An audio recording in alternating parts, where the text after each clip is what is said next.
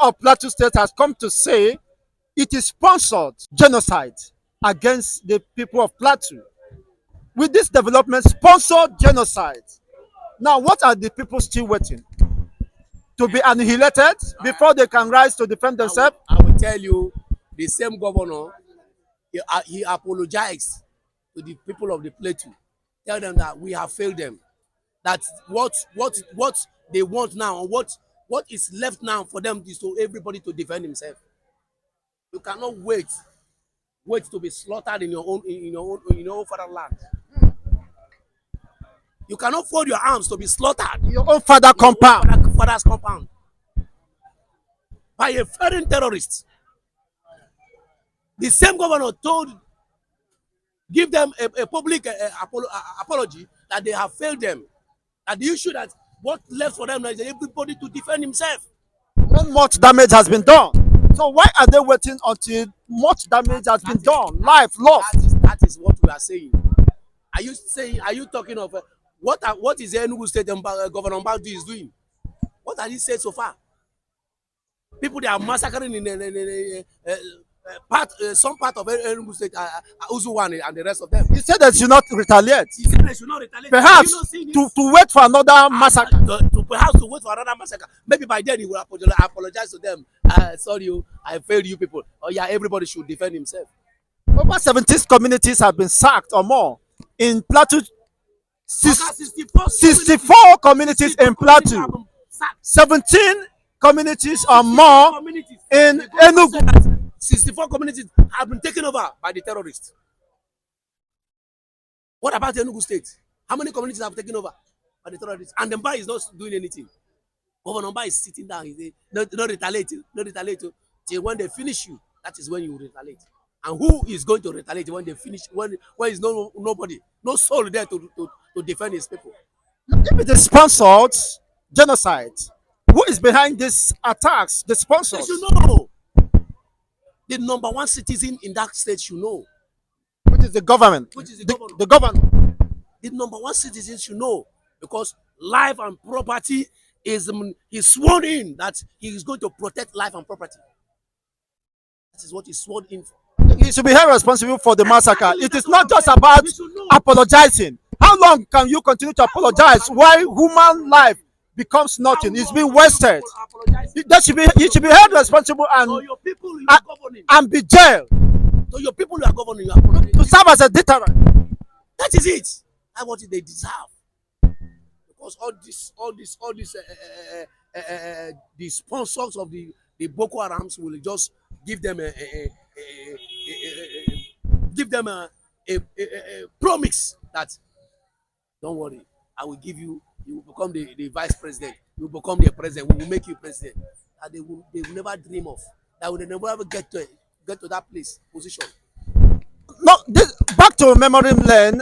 During the Jonathan era, he said the cabinet members, Boko Haram are in his cabinet members. And people never understood what he meant. That those within the corridor of power are part of those sponsoring, conspiring to annihilate, carry out such genocidal attack on the people. And yet, most of the sponsors have been revealed, and the government is not doing anything to bring them to justice. That's the problem we are having in this country. You see, our problems are so numerous that we don't even know where to start. When such a person, a president, say that Boko Haram are in my cabinet, no proper investigation. Even those that are accused, I remember they accused Amadou Sharif then. And Amadou Sharif was a governor to Borno State then, if I'm not mistaken. They accused so many dignitaries in that northern part of Nigeria. Nothing was done. Nothing was carried out. No investigation. No to synchronize the allegation. No, nothing was done. I think Jonathan was right. If not the sponsors of those within the corridor of power, the insecurity wouldn't have escalated to this point. Jonathan was 100% right. That is where we are just looking this country, that this country we don't know how They brought us together. How? And how manage they will be able to galvanize us together and keep us in one. In the midst of this insecurity, they are still telling us that Nigeria is not the Nigerian division or unity is not negotiable. They are putting about the bush. They are putting about, even President Tinubu knows that. Unfortunately, Tinubu has not visited the Plateau massacre to console or commiserate with them. He has not visited Enugu, Iyamufu. Why is Tinubu shying away from his responsibility as the commander and chief of armed forces and the president of the Federal Republic of Nigeria? Tinubu himself is afraid. Tinubu himself is afraid. Afraid of within the Nigerian territorial I'm telling sovereignty? you, Tinubu himself is afraid, because if he's not afraid, he will be in charge of what is happening in this country. Tinubu is afraid. If he's not afraid, let him give order. Shebi have changed the service chief and the rest of them, commander in this and that.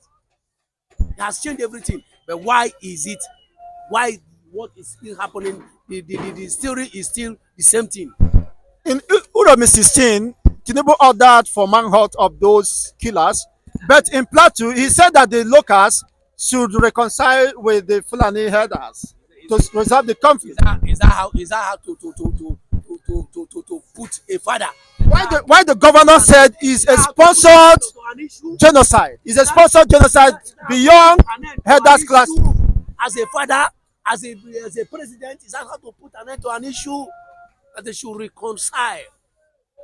By the way, who owns the land? You get to the root of the matter and settle everything. Who owns the land? Who is the occupant? Who is the owner of that land? Indigenous people. Who are the indigenous of the land? That is how you settle things how it is. If it is meant, okay, let us compensate these people, let us give them a settlement that this is where you should be staying. Look at what happened in Rome. You ordered for manhunt, get them arrested. Is that how to settle issues? The one they are massacring, the one they killed at Enugu now, what is he saying about that? Now, what bothers me more is the silence of conspiracy of silence on the part of the northern leaders, both their traditional, the Emirates, religious council. They all shouted, they were all out on flame when it has to do with the Uromi, with the 16 Kano indigenes. But over 100 plus has been killed in Plateau. Nobody is calling for the heads of the killers. They have went silent, they have gone silent. And what kind of a society is this? This is the agenda these people are carrying out. Nnamdi Kanu have said this, and that is why they are still holding him. Nnamdi Kanu have revealed this years back.